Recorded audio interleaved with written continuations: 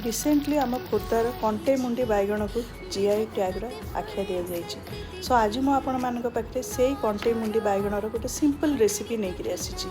देखो ये मु कंटे मुंडी बैगण को 2 ରୁ 3 पीस परी काटी नहीं से किसी अल्प किसी आलू पकई गोटे आलू पकई ये देखो रसुण कंचा लंका को भलसे छेची नवा अल्प टिके पानी रे लुण हलदी देकर हल्का सीझे नवा जमी पानी रे ही बैगण आलूटी सीझीज।